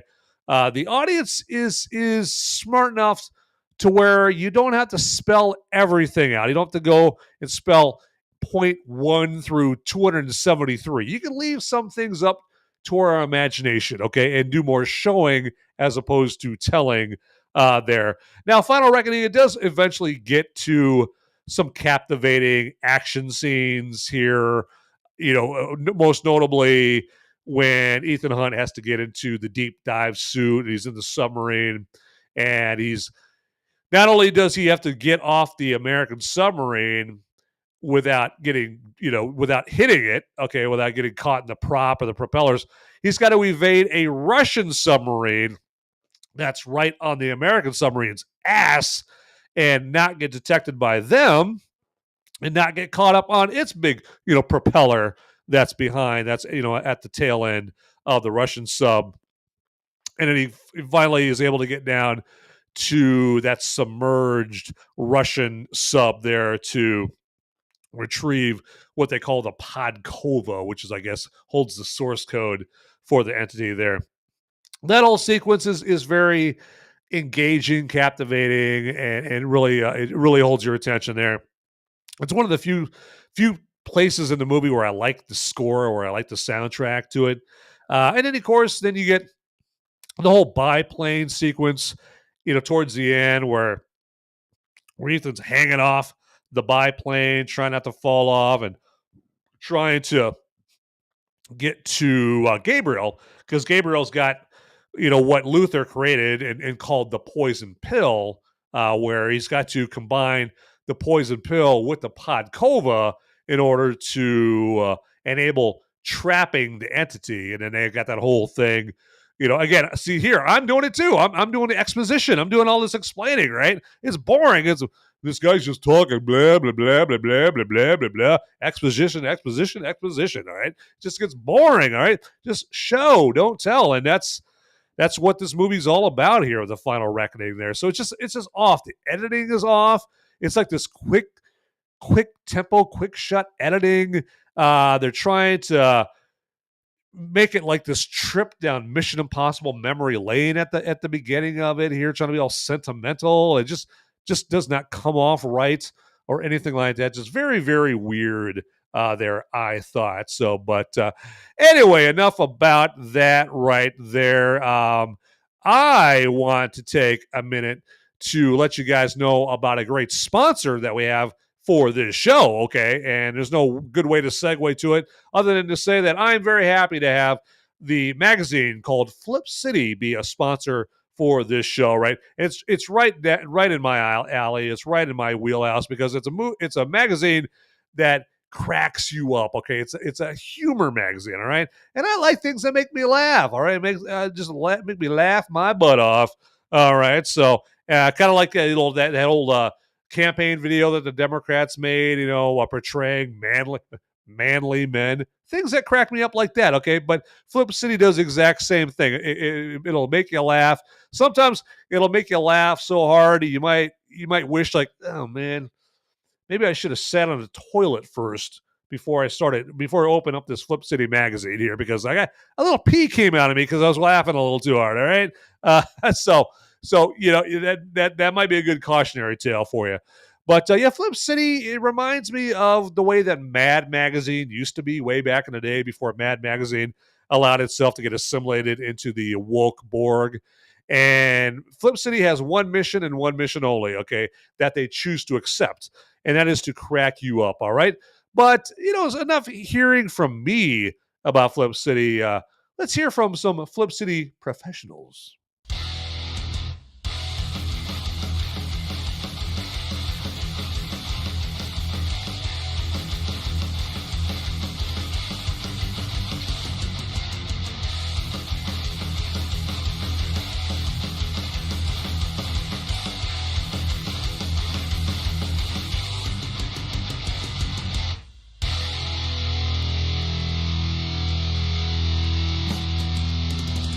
I love Flip City.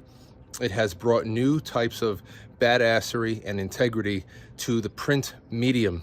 Genuinely cutting, but also funny, and obviously just chaotic and very fun.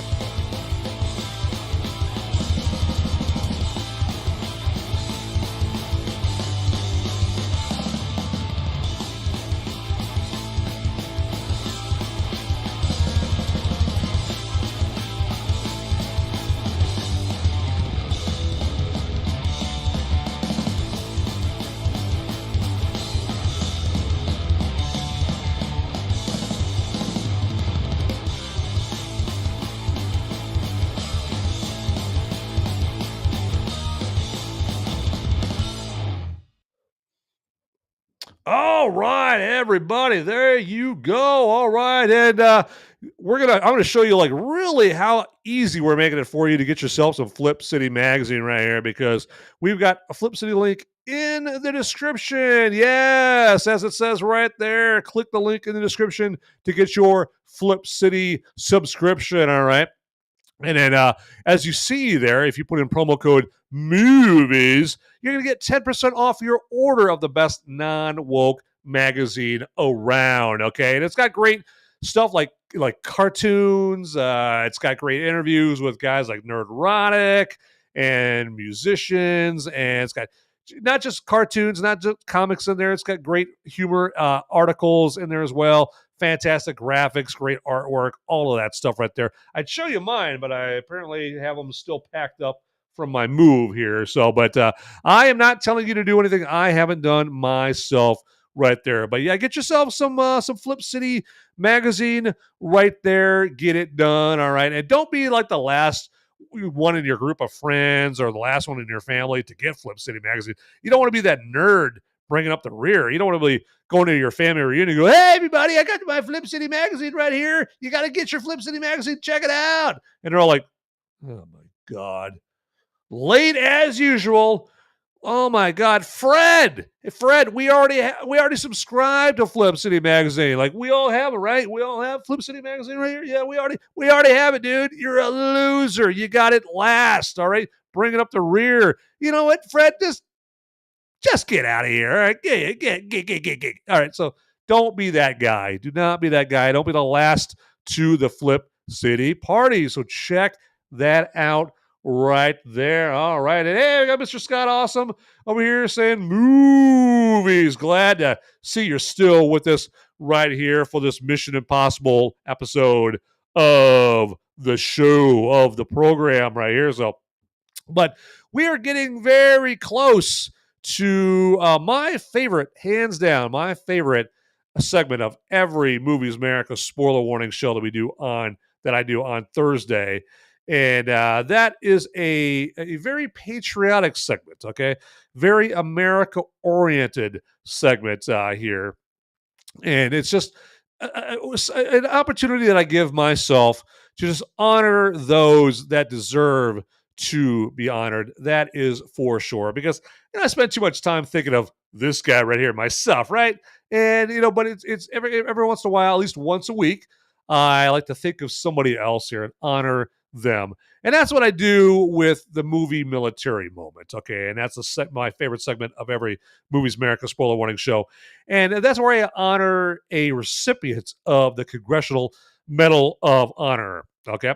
Now, you may be asking yourself, hey, what what does honoring a Congressional Medal of Honor recipient have to do with movies? Okay. Well, hey, allow me to elaborate on that exact point right there. So, as you would imagine, if you get a Congressional Medal of Honor, if you're a recipient of the Congressional Medal of Honor there, or the CMH for short, you didn't get it for being the best booger eater on the base, right? You didn't get it for being the best letter sorter at the base post office or eating the most chow at the base chow hall, right? You got it for doing something extraordinary. If you were to see it live, with your own eyes on a big screen, something like you're fighting an Iwo Jima, all right, and you've got your BAR, that stands for Browning Automatic Rifle there. Your BAR is basically a big machine gun, all right? And you realize, you're out of ammo, you're out of rounds, but you've got some Japs in their pillbox there, and they are about to point all their guns towards your buddies over there, all right? And you don't want your buddies to die. No, you're a good dude. You don't want them to die.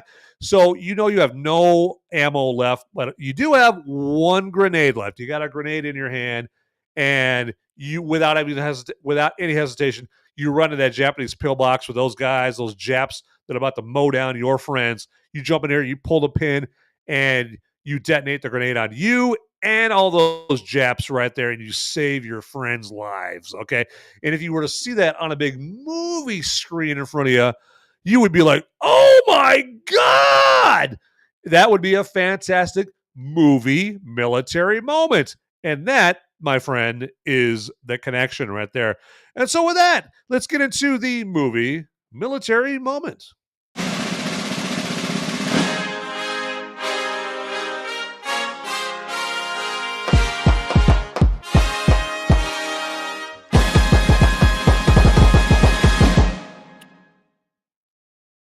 All right, so for this movie military moment, this is actually going to be a shorter one because our recipient, our honoree for this movie military moment is a gentleman who fought for us in World War I. Okay, and you'll notice that with a lot of the Congressional Medal of Honor citations, the older the war, the shorter the citation. Okay, because they didn't really think to like write down exactly what happened, right? For some reason, the citations are much shorter, when you talk about Civil War recipients or World War One. Now, if you're talking about like a GWAT recipient or Global War on Terror, like Iraq, Afghanistan, Vietnam, or World War II, the citations are very extensive and very descriptive, okay, as far as like what they did to earn a Congressional Medal of Honor. But in tonight's case, our honoree, Private First Class Charles Denver Barger. I apologize if I'm butchering that last name there.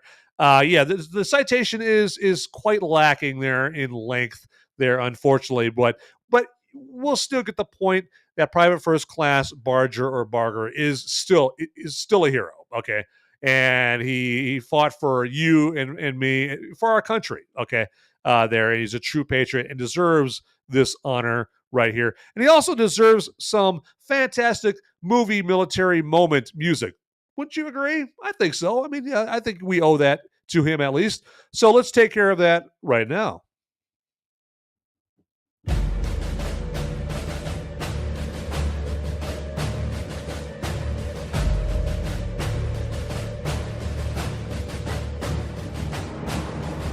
This is the movie military moment. And in this movie military moment, we honor Private First Class Charles Denver Barger, who fought in World War I here. Let's find out more, just a little bit more about Private First Class Barger and what he did. Learning that 2 daylight patrols had been caught out in No Man's Land. No Man's Land is the area between where the World War I enemy has their trenches, and then where the Americans, or the Allied forces, had their trenches. There's a big open area of land called No Man's Land there. Learning that 2 daylight patrols had been caught out in No Man's Land and were unable to return, Private First Class Barger and another stretcher bearer, on their own initiative, made 2 trips 500 yards beyond our lines under constant machine gun fire and rescued 2 wounded officers there. Okay, and now that comprises the entirety of the citation right there. So, like I said, it's very short, but you do get the impression from that. Still get the message, the idea of how brave Private First Class Charles Edward Barger was, like him going out there, with no thought to his own safety and going out there and helping 2 daylight patrols caught out in no man's land and getting them to safety so that they could be cared for right there. So sounds like a stand-up guy doing what he could for his fellow soldiers right there. And so for that, we salute you, Private First Class Charles Edward Barger. And that has been this movie military moment. All right. So, and as I always say here, you don't have to wait for me to do a movie military moment to learn anything about these Congressional Medal of Honor recipients. You can go to cmohs.org/recipients, and you can learn all about these service members that sacrificed themselves. Some of them gave the ultimate sacrifice right then and there, and they were awarded the Congressional Medal of Honor posthumously, and some survived. So, but check that out right there at cmohs.org/recipients there. And that has been our movie military moment.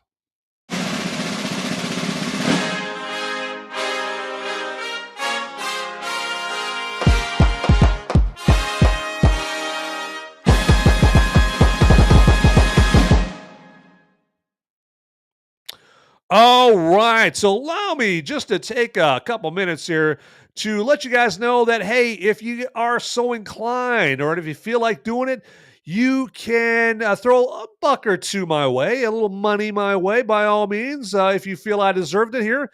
And it can be as little as that. It can be a buck or two. I appreciate it all the same. And there are a couple of ways that you can do that. So if you're on Rumble, the way you do that is giving me a Rumble rant, okay? And how you do that is down by where you type in your live chat message, there is a button with a $sign on it. You just got to click on that, and it'll ask you how much you want to donate to this guy right here. And that's it. Very easy. That's how you do it in Rumble. Again, down by where you type in your live chat message, just click on that $sign button. And then if you're checking me out on YouTube, you can do that there as well. But what they call it on YouTube is they call it a super chat. Okay. And it works very similarly to the way that it works on Rumble. Very similarly. It's eerie. It's uncanny. So down by where you type in your live chat, you just click the button with a dollar bill on it, and it'll ask you how much you want to throw my way. And that's it. Very easy. All right. So, but that's only if you truly think that I deserve your money, for advising you about movies and warning you off of bad ones and turning you on to the good ones. And also, just giving everybody here an outlet here to talk live about, movies here, okay? Because I know that I like to go see a movie, and then there's some movies that I see that I just want to talk and talk and talk and talk and have a discussion, have a very movie nerdy discussion with somebody. And sometimes if you try to do that with your wife or something like that, or your husband or your third cousin Sal, a lot of times you'll get this look like, what the hell are you trying to talk movies to me for? Get away from me, man. But hey, if you want an outlet to get all nerdy and get all granular and about talking about movies and all that stuff, by all means, there you go. And hey, Beyond Formal here with the Rumble rant right there. And he says, this button, you got it, man. You did it. You did it. Yay. Thank you, my man, Beyond Formal. And check out Beyond Formal on Rumble as well. So get it, when you get a chance, go and check out this, just in the search field on Rumble, just look for Beyond Formal. And you're going to get all kinds of great content for him, from him, because this guy's got brass balls, okay? And the way I know that is because he goes out there, he goes like protests. All right, he'll go to like, a rainbow jihad protest, and he'll get right up in there and start interviewing all the green hairs with the nose rings, or the fat dude with the big gut wearing the fishnet stockings and smells like he hasn't taken a shower in a couple of months right there.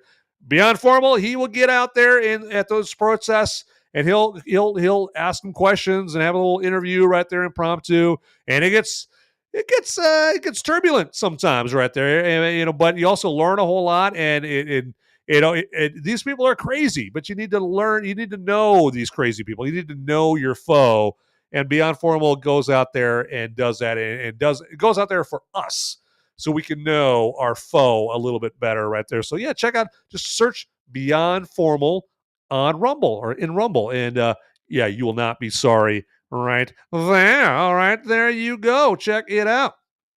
And right now is the time where I let you know what movie I'll be discussing next week. Okay, and that movie is the new horror movie, Bring Her Back. Okay, and this is the new horror movie from the same brothers that brought us Talk to Me a couple years ago, Danny and Michael Philippou, and they're from Australia. And Talk to Me was like their first feature movie that they, and that came out a couple years ago, because before Talk to Me, they just made like these little short YouTube videos of them doing all these crazy stunts and stuff. And then, just one day they were like, "Hey, let's make a feature film," and it turned into Talk to Me, which is a fantastic horror movie. Okay, and it's acclaimed. They took it to Sundance, and A24 picked it right up. I think there was actually a bidding war for Talk to Me because it was so damn good. All right, so yeah, check out.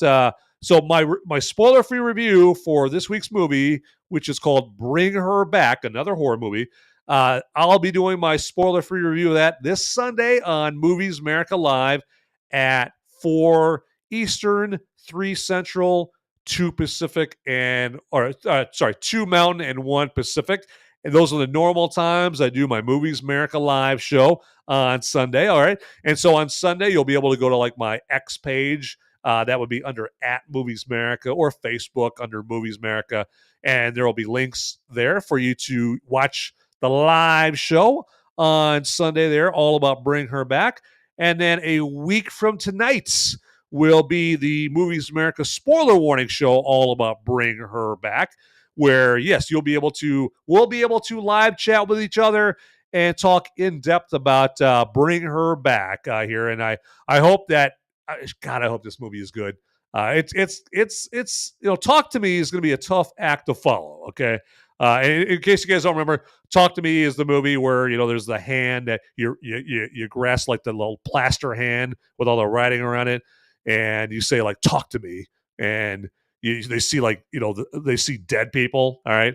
And then you say, "I let you in," and the dead person like possesses them. That's Talk to Me. That's the movie. In case like you forgot like which movie Talk to Me was right there. But that'll be the movie for next week. And so yeah, Bring Her Back will be the movie for next week.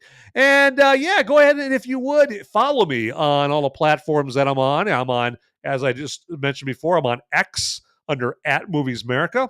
I'm on Facebook under Movies Merica, or Van Ebert. You can find me under Van Ebert on Facebook, either or. I've got a Facebook page and group on Facebook, or a Movies Merica page and group on Facebook, so you can follow me there. I'm on Gab. I'm on Rumble. Obviously, if you're watching me on Rumble, you know that. So follow me on Rumble. I'm at 207 followers on Rumble. I really would like to see that number go up, because it's been kind of hanging there for a little bit right there. So so if it's like they say, man, if it's not new, it's through. I want to see a new number there. And somebody might be thinking, "Oh, I can give you a new number. I can unsubscribe from you, Van, and I can make that 206 instead of 207." No! Don't do that. Okay. I'd rather have it stay at 207 in that case, if that's my choice right there. Okay, but so, and then if you follow me on any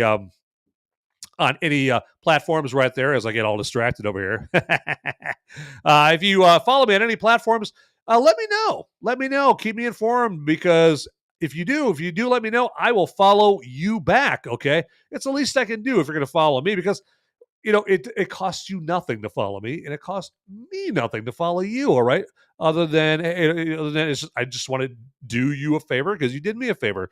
So there you go. And as we got Madhouse Retro going ape shit in the live chat right there. There you go. Woo! With the old siren. Check that out right there. But I want to say thank you to everybody that got in the live chat. Again, I also want to thank my man Sean for joining us to talk some Mission Impossible and all of that stuff right there. But with that, everybody, as I always say, get out there, people. Those movies aren't going to watch themselves.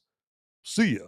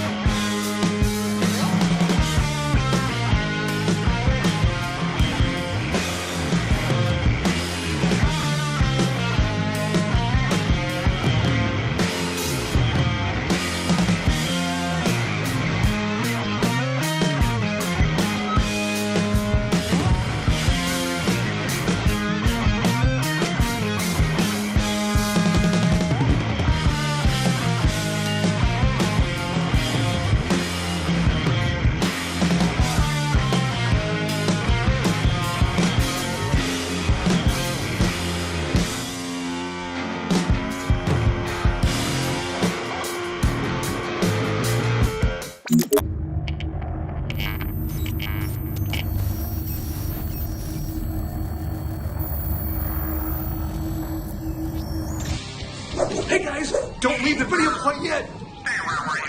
Okay, I've got a popo. They're coming after me, and I don't have much time to tell you, but you need to like and subscribe this video right here, down below. It's right down there. It's just waiting. It's waiting for you down there, okay? And make sure you watch these videos over here too. You'll be doing me a big favor. I'm gonna be in handcuffs pretty soon. All right, thanks for watching.